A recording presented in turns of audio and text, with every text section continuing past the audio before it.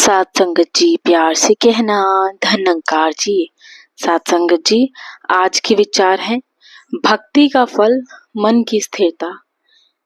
तो आज की ये विचार रख रहे हैं राज वासुदेव जी दिल्ली से। तो चलिए शुरू करते हैं। प्यार से कहना जी, धनंकार जी। मन की स्थिरता का भाव यह नहीं है कि मन में कोई भावनाएं पैदा ही ना हो, मन के जज्बात ठंडे हो जाएं, मन की कामनाएं व तृष्णाएं दम तोड़ दें और मन एक जड़ वस्तु समान हो। ऐसा सोचना ईश्वरीय दात का अपमान है। मन तो एक बहुत प्रभावशाली शक्ति है। चंचलता इसका गुण है, ऊंची उड़ान भरना इसका स्वभाव है। ईश्वर की इस शक्ति का सही उपयोग ही इसकी स्थिरता है। मन को स्थिर शक्ति के साथ जोड़ना, इसी केंद्र बिंदु के आसपास ऊंची उड़ान भरना, इस स्थिर के साथ नाता जुड़े रहने की कामना करना, इस शक्ति को सही दिशा देना है। प्रत्येक इंसान के जीवन के सामने दो रास्ते होते हैं। एक रास्ता उसे सांसारिक धन दौलत, पद प्रतिष्ठा, राजनीतिक ताकत व सामाजिक सम्मान तक ले जाता है और दूसरा रास्ता अध्यात्मवाद का होता है, जो उसे सहज जीवन प्रदान करता है। अध्यात्मवाद की मंजिल प्रभु से निरंतर नाता जोड़ना है।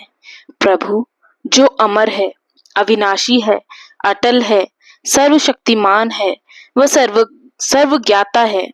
इसके साथ निरंतर नाता जुड़े रहने से प्रभु की शक्तियों का अंश मात्र इसके संतों में ही प्रवेश कर जाता है। इन दोनों रास्तों में से किसी एक का चुनाव करने के लिए मनुष्य स्वतंत्र है। दोनों पक्ष उसके सामने हैं। एक चलायमान है, हर क्षण तब्दीली में है, अधिक या कम होना इसका स्वभाव है। अस्थिरता को पाना हो तो स्थिरता के साथ जुड़ना मुबारक है। लेकिन गुरु पीर पैगंबरों ने सदैव मनुष्य को याद कराया है कि यह रास्ता चाहे बहुत आकर्षक है, परंतु मानव को जन्म मरण के चक्र में बांधे रखेगा। वह कभी मोक्ष को प्राप्त नहीं होगा, यानी जन्म मरण के चक्रव्यूह से बाहर नहीं निकल पाएगा।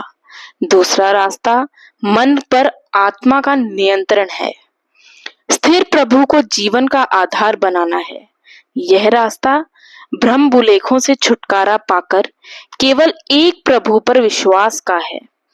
एक टेक राखहु मन माही, अर्थात जो केवल सर्वशक्तिमान परमात्मा पर विश्वास रखते हैं, उनका मन कभी डोलायमान नहीं होता। वो असफलता में भी छिपा हुआ कोई रहस्य देख लेते हैं। सुख दुख, खुशी गमी, संयोग वियोग तो जीवन का हिस्सा है। कोई भी मनुष्य इनसे बचा नहीं है, क्योंकि इस शरीर को लगे 5 तत्व प्रकृति से जुड़े हुए हैं, जो चलायमान है। परंतु केवल ज्ञानवान महापुरुष ही इस सच्चाई को समझते हुए दुख व असफलता के समय को भी सहजता से निकाल लेते हैं। निरंकार का सुमिरन उनको इतना आत्मिक बल बख्शता है कि वो इस परीक्षा के समय में भी अडोल रह पाते हैं।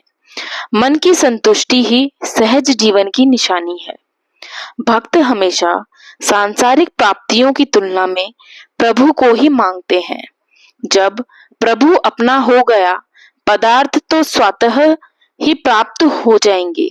जैसे शहंशाह बाबा अवतार सिंह जी ने फरमाया है कि एक राजा ने खुश होकर एक दिन अपनी सभी रानियों को कहा कि आज आप जो मांगोगे मिलेगा।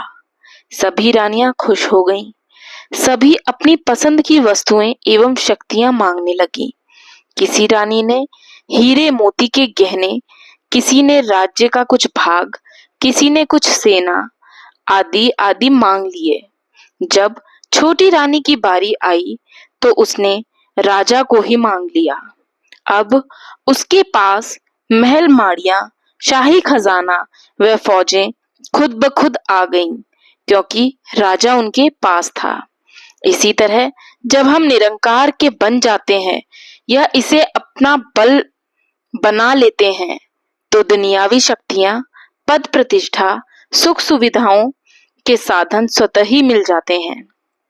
भक्त इन शक्तियों को पाकर भी इनका कभी अभिमान नहीं करता, कभी करता भाव में मन में नहीं लाता। इस कारण उसकी नम्रता, उसका प्रेम, उसकी सद्भावना, उसका समर्पण उसे निरंकार के घर का वासी बनाए रखता है। ऐसा भक्त राजा जनक की भांति सभी शक्तियों का मालिक होते हुए भी अपने हर किरदार को निभाते हुए भी निर्लेप रहकर अपने मन की तार अपने प्रियतम के साथ जोड़े रखता है। ऐसे दिव्य पुरुषों के जीवन में भी उतार चढ़ाव आते हैं, क्योंकि उनका विश्वास अपने स्वामी पर इतना पक्का होता है कि वह जानते हैं कि यह परीक्षा का समय मालिक के रहमो कदम से कट जाएगा, लेकिन मेरा सिदक डोलायमान नहीं होना चाहिए। जैसे आंधी आए तो बड़े बड़े पेड़ जमीन पर गिर जाते हैं, लेकिन घास झुक जाती है और नुकसान से बच जाती है, वैसे ही संत जन विपरीत परिस्थितियों में अंतर्मुखी होकर स्वयं में भी वह शक्ति भर लेते हैं जो निराकार से सीधे सुमिरन, सत्संग व सेवा से प्राप्त होती है, और इस प्रकार मजबूती से उस समय को सरलता से निकाल लेते हैं। मन यदि निरंकार व सद्गुरु से जुड़ा हो तो मानवीय गुण, सहनशीलता, नम्रता, मीठी वाणी, सद्भाव, दया, करुणा, प्रेम, क्षमा करना व क्षमा मांगना ही उसके व्यवहारिक जीवन में आ जाते हैं। भाव तो बदलते रहते हैं, परंतु स्वभाव अवश्य ही सरल व सहजता में रहने वाला होना चाहिए। जब मन स्थिर हुआ तो आत्मिक आनंद सदैव बना रहता है। जो संत को सुख दुख, खुशी गम, संयोग वियोग से निर्लेपता बख्शता है, ऐसे संतों का जीवन ही प्रेरणा स्रोत बन जाता है, जिनको इस लोक में भी धन्यता और परलोक में भी वाह प्राप्त करने का सौभाग्य मिलता है। सहज जीवन ही भक्ति का फल है। साथ संगत जी, प्यार से कहना जी, धन्यंकार जी। साथ संगत जी, इसी के साथ आप सभी दासी के इस चैनल को लाइक, शेयर और सब्सक्राइब करना और ज्यादा से ज्यादा भरपूर प्यार देना। साथ संगत जी, प्यार से कहना धन्यंकार जी।